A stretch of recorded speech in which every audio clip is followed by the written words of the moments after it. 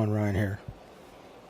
So, Create Dangerously by Albert Camus, or Albert Camus, or however you say that name, pronounce it. I don't know. Albie Camus here. So I recently read this. Actually, I first picked it up a while ago. No, wait. Well, actually, I first purchased it over a year ago. Didn't even attempt to read anything from it until a couple months ago, and then I forgot about it. So until recently, obviously, and I mean, I have heard of this author many times before, and I wanted to start reading some of his work, but I just wanted to start with something light and easy, or at least somewhat easier. So pretty much, of course, this is one of the Penguin Modern Series editions. I believe I purchased this from bookdepository.com. Again, it was like over a year ago. And so it just consists of three essays, although I guess when he originally wrote them, I don't know, supposedly he may have written them as like speeches or whatever. I don't know. I mean, honestly, I haven't bothered to look up that factor. It's just because on the back of the book it reads, Camus argues passionately that the artist has a responsibility to challenge, provoke, and speak up for those who cannot in this powerful speech, accompanied here by two others. So, yeah, on this blurb on the back, at least refers to, well, I guess all of them, refers to them as speeches. But also, I mean, for me, they qualify as short essays. So, and I only really like the first one, which is the title of the book, Create Dangerously. Even though it comes off as a little bit pretentious, but it's definitely, one of those subject matters that it's hard not to sound pretentious when talking about it. Pretty much like he just writes about that, he believed that, in a nutshell, from what I gathered, that the artist, it's the artist's responsibility to pretty much challenge the status quo. Yeah, the status quo. Or rather, challenge the way the majority of people think about certain things, challenge everything that people tend to believe in or take for granted or don't take for granted, or essentially just overall, challenge the way people think, and and also too that he believed it was the artist's responsibility to stand up, or rather, I guess, stand against any kind of,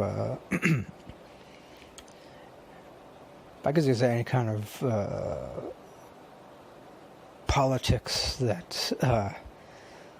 seeks to oppress people, or especially if it seeks to oppress creativity, self-expression, and which I would say I do agree with to a certain extent. I mean, I've considered myself an artist for quite a number of years, and yeah, sometimes every now and then I will feel like I should challenge something, or but most of the time I don't deliberately seek out something to challenge, or unless I'm confronted by something. If I'm confronted by, the opinions of a close-minded person, and if they deliberately insult me or whatever, or something that I'm passionate about, then yeah, I'll confront them back. Of course, not in a violent way. Usually I just like interject with my own 2 cents, or so in that regard, I do agree that the artist, kind of has a responsibility to just challenge close-mindedness in general. Of course, I also believe that it's entirely up to the artist, if they want to, if they choose to. I feel like the author here, Albert Camus, I don't know if when he wrote this essay, Create Dangerously, I don't know if he really wholeheartedly believed in what he wrote, or if it was just another way for him to express himself, so I don't know, but nonetheless I liked it. And then the second essay is titled Defense of Intelligence. That one I didn't quite understand too much. Just from what I got from it was something to do with how people tend to take intelligence for granted, I guess, or that's the gist of what I got from it. And then also if they don't, or rather, people take intelligence for granted. But then oftentimes tend to miss out on the benefits from it, or such as when trying to solve certain problems, or even just figure out how to relate to others, to certain circumstances and whatnot. And I don't know, maybe I interpreted most of it the wrong way, or but other than that, the rest of it, it seemed like he was just reaching a little too much, or I don't know, it could have just been because he could have been just addressing a certain topic during the time in which he wrote it. So I don't know. Now, the last essay is titled Bread and Freedom. That one, I didn't mind it. I liked it. Not as much as the first essay, Create Dangerously, but in Bread and Freedom, it just seemed like he was just pretty much just writing about the importance of freedom, or rather the fact that freedom oftentimes doesn't really exist, but at the same time each individual has the right to freedom. What I got from that was, I don't know, for me it seemed like he was addressing free will more than anything else. And as far as the bread parts, to me it seemed like he used bread as more of a symbol of, I guess you could say, just remaining healthy, remaining healthy, vigilant, or rather the right to, not just the right to food, but the right to being alive, I guess, essentially. That's how I interpreted that part. So essentially, he wrote about that. He believed people have the right to bread and freedom. People have the right to keeping themselves alive and to expressing themselves however they see fit. And again, that, if something or someone tries to oppress that, then the individual or a group of individuals still has a right to stand up and and assert their right to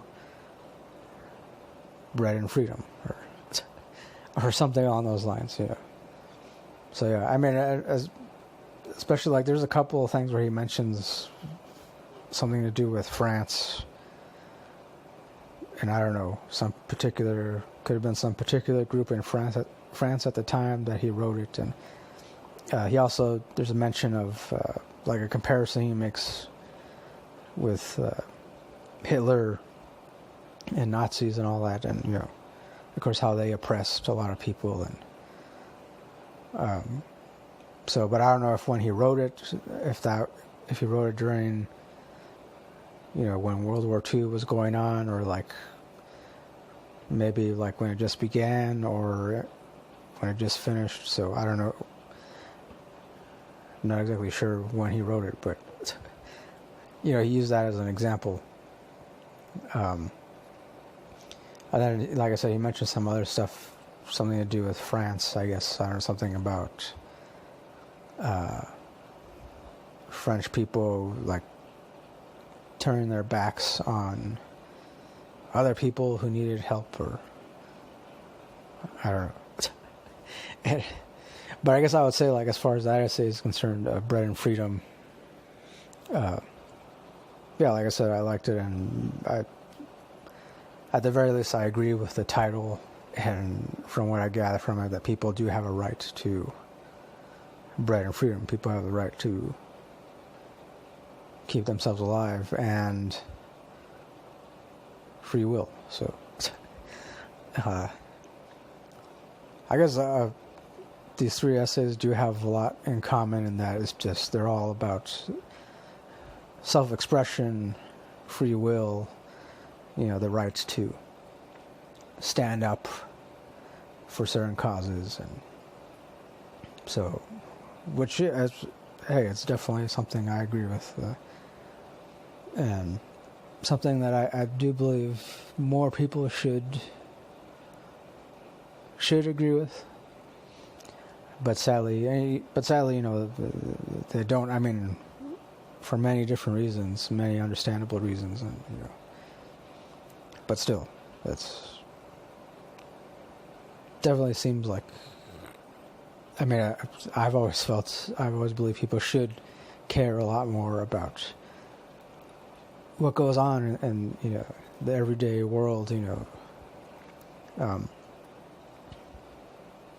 Yeah, that's all I'll say about that for now. So overall, I guess I would give this. I